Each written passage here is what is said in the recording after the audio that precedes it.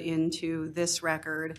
To me, that's just an unusual situation that gives potentially interveners or parties objecting to the tariff filings sort of two different forums in which to issue their complaints. So that may be just another reason to sort of keep this docket at the record that was presented to the Consumer Affairs. To us, that's an important step because in order to qualify, there are some requirements. You have to have not, removed or replaced your system. Suggestions that was made for the benefit of the public and all concerned to post certain documents to its own website. These are two of those documents. They certainly qualify for administrative notice. The commission rule does not limit the record to the administrative record. There's a caveat there that the bench, the presiding officers, have the discretion to supplement the record as appropriate under these circumstances. With regard to the tariff filings, I'm not asking the commission to, as Ms. Carnes says, those are before the commission in the 30-day filing process, but in terms of making reference to my complaint and the Consumer Affairs decision, both of them were done in anticipation, in advance of. So these are what have actually been filed. And we're not seeking approval or disapproval of these tariff filings. We're simply asking administrative notice of their existence and their contents. So we would suggest that. I'm going to make reference to them in the course of my argument. I'm not going to belabor it, but I'm going to certainly point to particular aspects of them in the course of my argument, and I would appreciate the commission exercising the discretion the rule gives it to go ahead and take administrative notice of these four documents. One point I need to clarify that I think is misunderstood is that the letter you speak of the general counsel sending to the chief ALJ, that's a situation where we occasionally get cases in consumer affairs where both parties are represented by attorneys, and the decision's made early on by the general counsel that it's more appropriate to have that as a docketed proceeding. And that's the letter that you're referring to, that in that case, there never is a final decision made by the director of consumer affairs, and instead a letter is sent to the chief ALJ asking to docket the proceeding. So I just wanted to make sure that because I think that was maybe misunderstood. As for appellant's administrative notice exhibit 1 through 4, I think the commission's capable of distinguishing the 30-day filing process from this proceeding. So we're going to admit appellant's administrative notice 1 through 4 over objection into the record. Thank you, Your Honor. And then one other procedural matter before you get started, Mr. Mollett. We had some petitions to intervene that were filed. We ruled on them. Two of the individuals filed a second, in one case, a revised petition to intervene. We are not going to grant intervention to the individuals in this case. I just wanted to make sure that those were not left unruled on. We previously ruled on both of them, and then they filed petitions to intervene where they just took some language out of them and refiled them. So whenever you're ready, Mr. Mollett. Thank you, Your Honor. Your Honor, Commissioner Ziegner, may it please the commission. With reference to administrative notice exhibits 1 and 2, these provide the context for this particular complaint case. In particular, in administrative notice exhibit 2, the general counsel specifically indicated that if an individual net metering customer felt that there was not sufficient recognition or protection for their grandfathering rights, that the filing of a Consumer Affairs Division complaint was the appropriate mechanism to so do. And that was the basis, after a conversation with the general counsel to make sure that I was reading it correctly, that was the basis for this complaint being filed.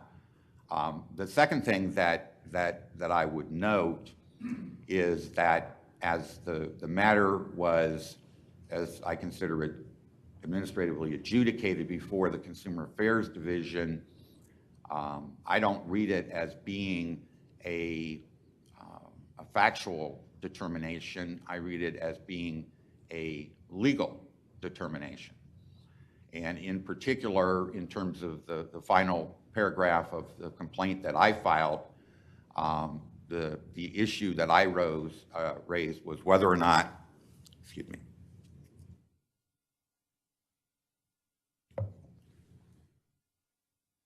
it was necessary for Duke to make a tariff filing that would define and differentiate the net metering rights, grandfathering rights that were conferred by sections 13 and 14 of the what's known as Senate Enrolled Act 309, Public Law 264, which is now Indiana Code 8-1-40.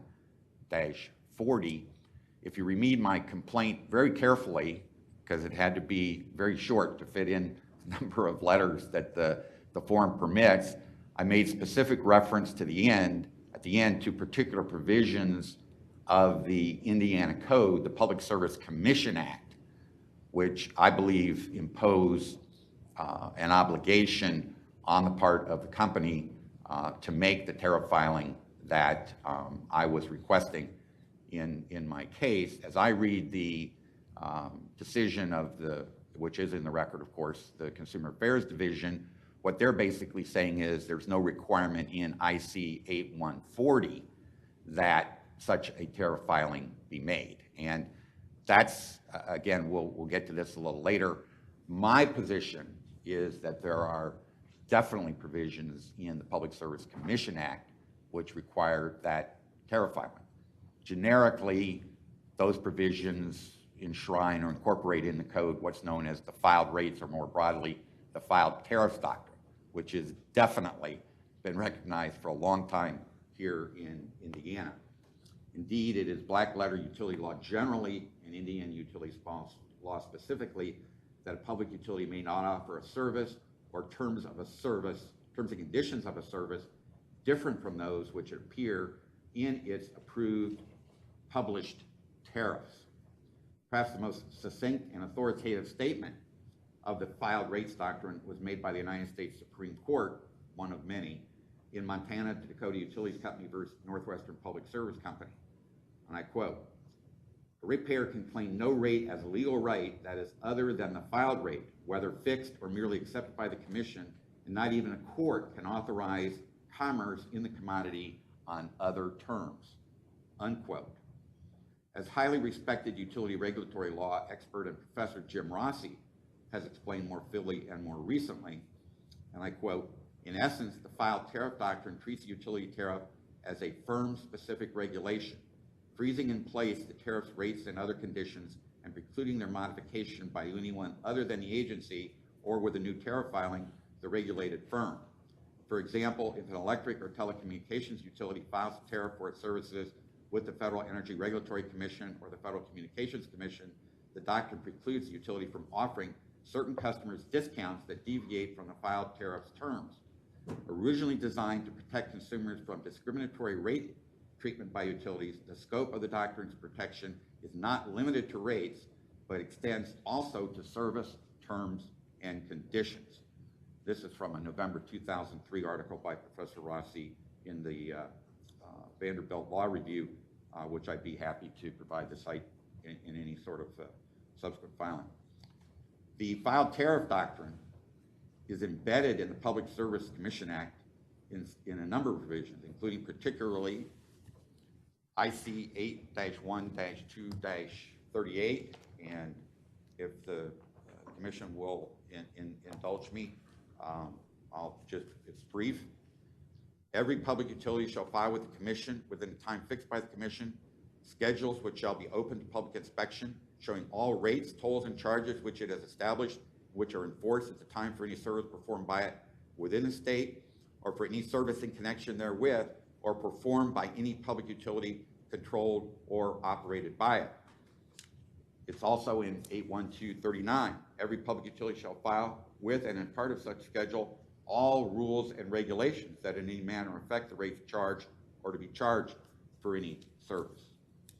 Indeed, if you go to 81244, it specifically states it shall be unlawful for any public utility to charge, demand, collect, or receive a greater or less compensation for any service performed by it within the state or for any service in connection therewith than is specified in such printed schedules, including schedules of joint rates as may at the time be enforced, or to demand, collect, or receive any rates, tolls, or charges not specified in such schedule. The rates, tolls, and charges named therein shall be the lawful rates, tolls, and charges, and unless the same are changed as provided in this chapter. Indeed, when we get further into the Public Service Commission Act, 812-103A basically says that no public utility or agent or officer of or officer of any municipality constituting public utility may charge, demand, collect, or receive from any person a greater or less compensation for any service rendered or to be rendered or for any service in connection therewith than that prescribed in the public schedules or tariffs that enforce or established and provided therein, or than it charges, demands, collects, or receives from any other person for a like and contemporary service, and provides that a person who recklessly violates this section commits a Class A misdemeanor. Section 105 goes beyond this. No public utility may make or give any undue or unreasonable preference or advantage to any person or subject any person to any undue or unreasonable prejudice or disadvantage in any respect. A person who violates that section commits a Class B infraction. There's no knowing requirement there. And then you go on over to 106. It's a Class B infraction for a person knowingly to solicit, accept, or receive any rebate, concession, or discrimination in respect to any service in or affecting or relating to any public utility or for any service in connection therewith, whereby any such service is rendered free or at less rate than that named in the public schedules and tariffs in force as provided herein, or whereby any service or advantage is received other than as herein specified. So that makes the customer who receives such a service, just by receiving it, commits a Class B infraction. So the filed rates, the filed tariffs doctrine is incorporated very definitively, very specifically, very emphatically in the Public Service Commission Act. And the obligation to file the tariff that discloses the terms and conditions under which that service is going to be offered, including but not limited to the rates, is clearly here in the Public Service Commission Act. So net metering grandfathering is expressly intended by IC 8140-14 and 13 to continue to offer a service and terms of a service which are preferential. First, to customers who qualify their solar PV installations for net metering by December 31st, 2017, and second, to customers who qualify their installations for net metering by June 30th, 2022. I would note that when you read those sections carefully and look back at section 10, and that in Duke's case particularly, there's a potential third class here because the opportunity, given what's happened in the field here in the fourth quarter of 2017, Duke may well hit its non-residential cap before June 30th, 2022. So we may have a situation where you'll have residential customers who will still be eligible, and then non-residential customers who, even though they get their system put in before June 30th, 2022, won't be eligible because the company has exceeded its cap. Thus, it's our position that black letter utility law, both generally in Indiana, it's essential that the grandfathering provisions of 8140-14 and 13 be included in each investor-owned utilities approved published net metering tariff, including that of DEI. We would note that given those provisions, is not something that just relates to the current customer, but successors in interest, and that in terms of current customers receiving the value of their investment, having this extend to successors in interest in a manner and method whereby the enhanced value of their property is preserved and protected through the tariff protection, that if the successor in interest doesn't also get that protection, as the legislature recognized, then they're not going to be willing to pay the enhanced value associated with the lower utility rates that result from having the grandfather. So it's important that the full protections of Section 13 and 14, not just for the current customer who's installed the system, but for successors in interest. Many of us, including me, I'm 72. The likelihood of me living the full 30 years to 2047 actuarially is not there. The extent to which my heirs or my other successors in interest would need to do it. The average house changes hands every 5 years in the United States, according to the Census Bureau. So you're looking at a situation where virtually everybody is going to be concerned about a successor in interest as well.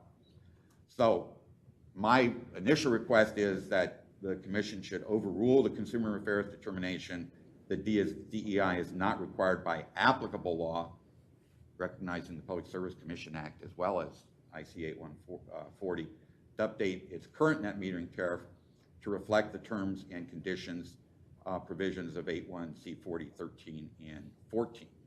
Now, giving credit where credit is due, you know, we've been working with the company on this for quite a while, and I have to say that Kelly and Beth and the other people at Duke have been, not that they've necessarily agreed with everything, but in terms of being responsive and having back and forth as to how we can deal with this and address it.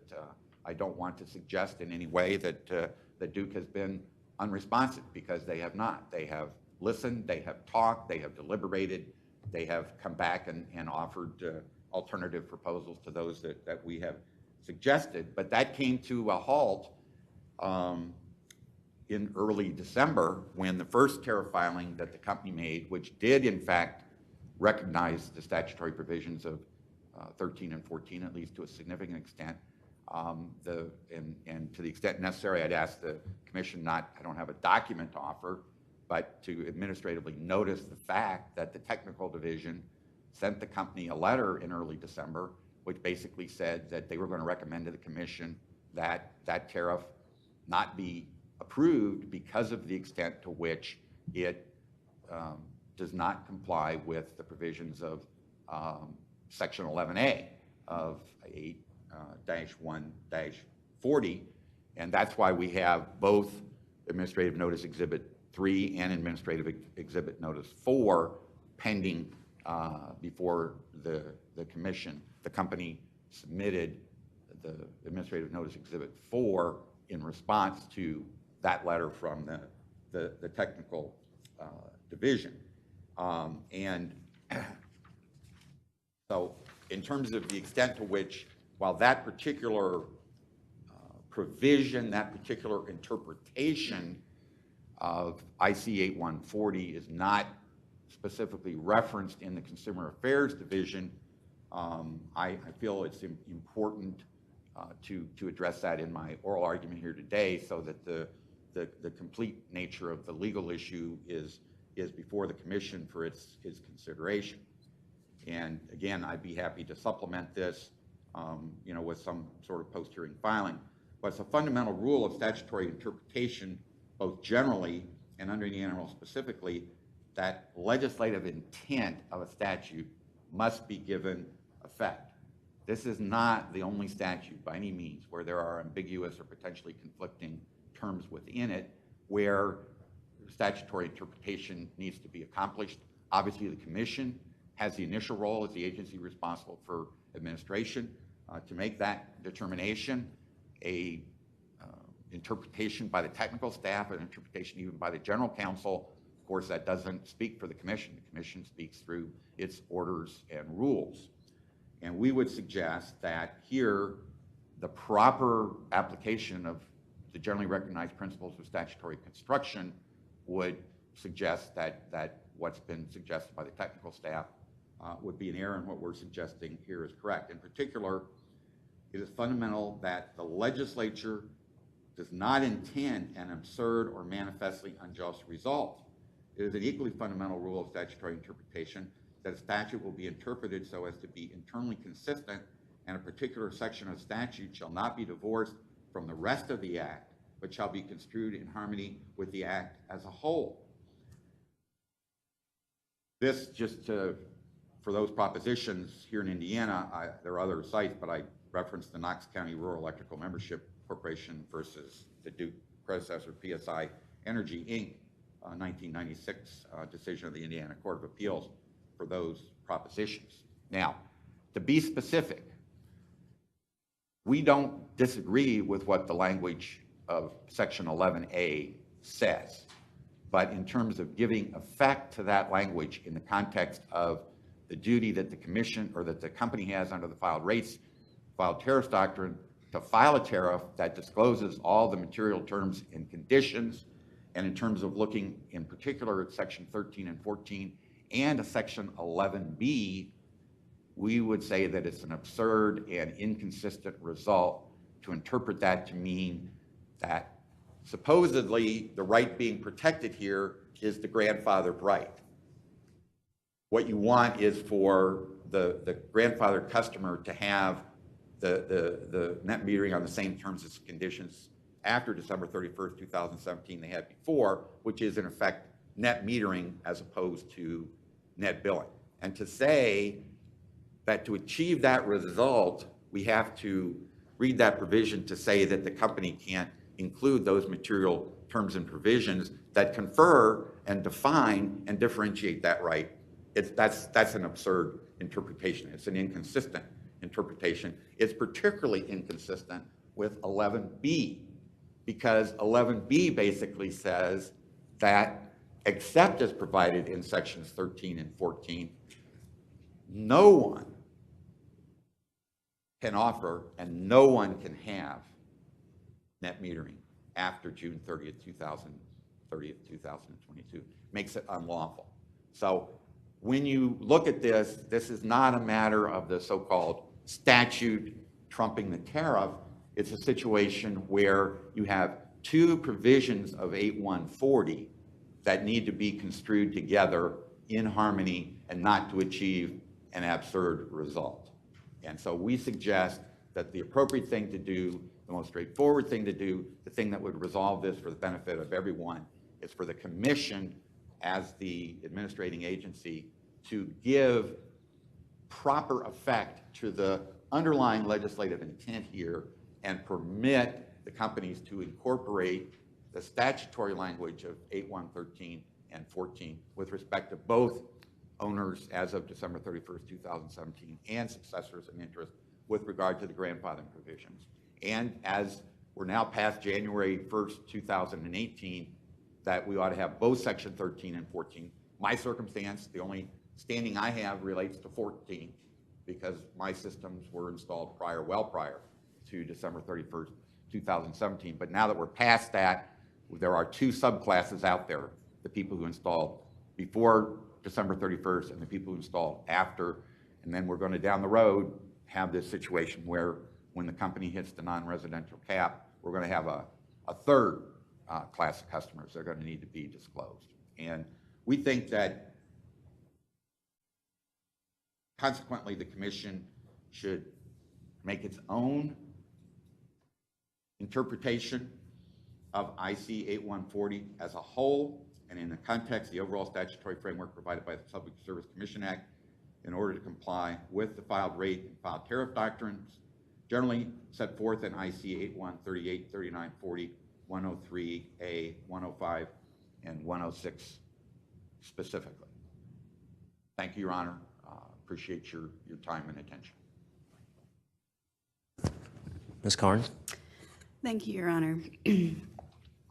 First, what I'd like to talk about today first is what I think Mr. Mullet and I and the other potential interveners in the case don't disagree on, which is that the law, Senate Enrolled Act 309, provides for grandfathering rights and provides for successor and interest rights. And that Duke Energy Indiana, as a creature in a regulated entity, will comply with that law and has every intent to do so.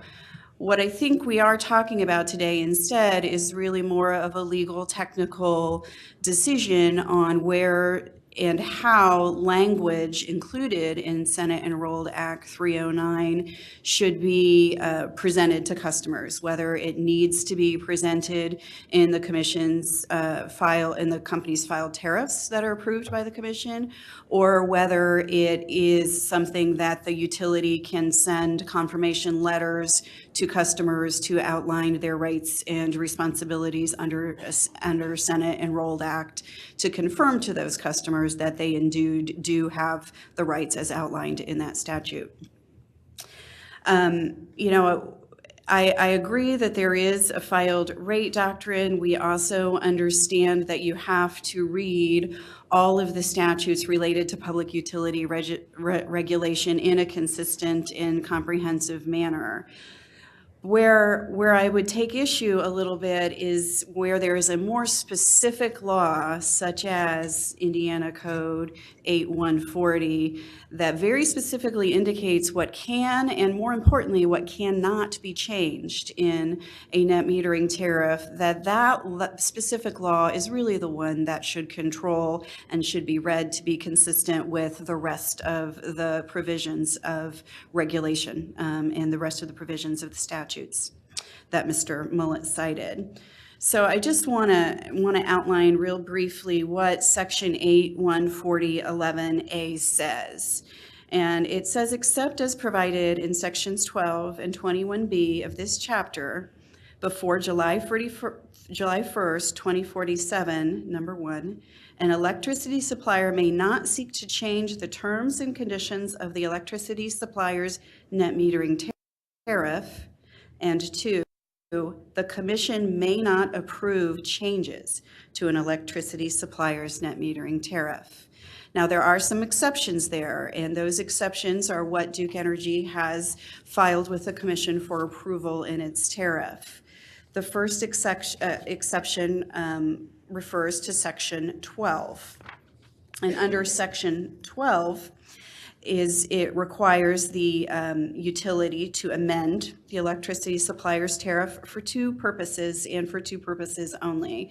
One is to increase the cap from 1% to 1.5%, and the other is to modify the reservations of capacity under that cap, such that 40% is reserved for residential, et cetera, et cetera. So Duke Energy Indiana, in its revised filing to the commission, has made those changes. Importantly, one other suggestion and revision that Duke Energy Indiana has made to its most recently filed tariff is a statement that says that we will conform with the provisions of Indiana Code 8140. To me, that gets across the point that we will comply with all of the provisions of 8140. If a customer is put on notice that that section of the law does apply to their net metering service, it is not as explicit as the first version of our tariff, where we laid out some of the language included in 8140 in terms of the grandfathering and the successor rights. But it was our attempt to sort of create this balance where we're providing enough information in the tariff to put a customer on notice of the provisions of the law that will apply to them. And the other point I would like to make is Duke Energy understands a customer's right and desire to have a piece of paper in their hand that says, I qualify for net metering and I qualify through 2047. We are in the process right now of updating our billing system to to differentiate between the different types of grandfathering that are now required under Senate Enrolled Act 309, such that we will be in a position to code all customers who are qualified through 2047 for the grandfathering, to send them a final letter that says, yes, you are qualified. This would go to customers that installed their system years and years ago, like Mr. Mullet, as well as those who just hit under the deadline here at the end of last year. And so they'll have a letter saying they have the grandfathering rights. We'll refer also to the successor and interest rights in that letter. We're waiting for the coding changes in our system. That IT release is expected in March. One of the other things we've been waiting on in terms of timing to send that letter is we have quite a few applications that installations that came in towards the end of the year and towards the beginning of 2018, and we're going through a review of all of those to determine whether some of those customers will still qualify for the grandfathering through 2047. And so once we get through that list and know the entire universe of customers that will qualify for 47, our system will have them coded as such. So when a customer calls in, our customer care representatives will know that they are qualified through 2047 and can make that representation to them. And then we'll also have this ability to send this letter so that folks also have something in writing saying what their specific and unique circumstances is. To us, that's an important step because in order to qualify, there are some requirements. You have to have not, removed or replaced your system, et cetera, et cetera. So we'll be trying to confirm that and send the letters to the customers and understanding that those who qualify will have that letter. I don't know that there's a significant disagreement here. As Mr. Mullet said, we attempted in our first round of the tariff filing to include a little more information on the grandfathering and the successor and interests. But I also believe that the commission and the utilities are restricted by the statute, and the specific statute seems pretty clear about what we're allowed to change in the tariff itself. And our filing has attempted to comply with that. That's all I have, Your Honor. Thank you. Thank you. Ms. Crone? The OUCC has nothing to add. Thank you.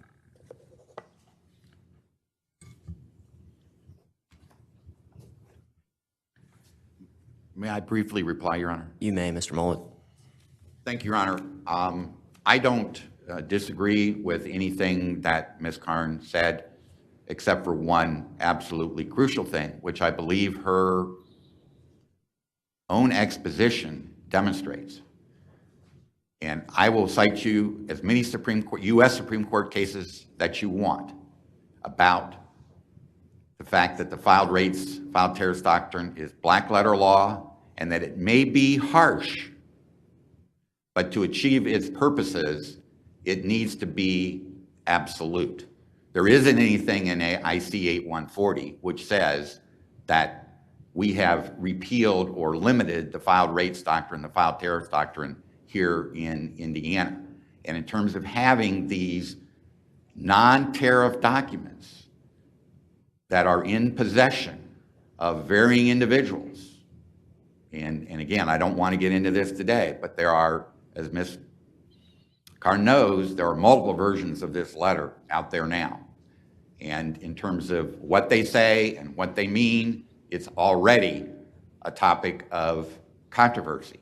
And in terms of whether or not you can have a preference granted to some customers that's not granted to others, that is not specifically identified in the tariff, it's very clear that that's the primary purpose of the filed tariff doctrine, and that's the reason that the United States Supreme Court has interpreted it so strictly. And I would suggest that it's critical that this language be in the tariff. The second thing that I would say is 8111A does not expressly exclude sections 13 and 14, doesn't mention 13 and 14. We suggest that that's a technical glitch that occurred in the course of the legislative process. We've got a primary example with 8121 where the courts have read language into 8121, the central statute that the commission observes, because otherwise would be a ridiculous and absurd result. And here, what is the purpose? You're saying, the staff saying that the purpose of that exclusion is to protect the grandfathering rights. That's absurd on its face. To exclude the grandfathering rights from the tariff doesn't protect those rights. It puts them in question. It makes them ambiguous. It makes them uncertain. That argument is inconsistent and it's absurd. It's very similar to the reason that the courts have read the language back into IC 8-1-2-1. That's not there, still not there today, even after the courts read it back into the law. So I would suggest that Ms. Karn's argument proves too much. Indeed, it proves our point. Thank you. Thank you. Before we started oral argument, we didn't ever admit the Consumer Affairs Division record. It's IURC Exhibit Number 1, and that's the Consumer Affairs Division record. We'll show that's admitted into the record. Do the parties have any interest in filing any supplemental brief or?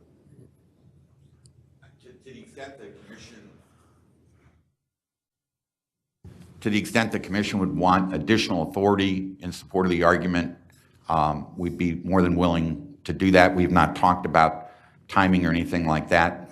We know that there are pending 30-day filings here that are ripe, and we don't certainly have any delay or any desire to delay this matter. So we're, at least speaking for myself, I'm at the disposal of the commission in terms of what the commission's preference is, both as to whether we make a post-hearing filing, and if so, when we do it.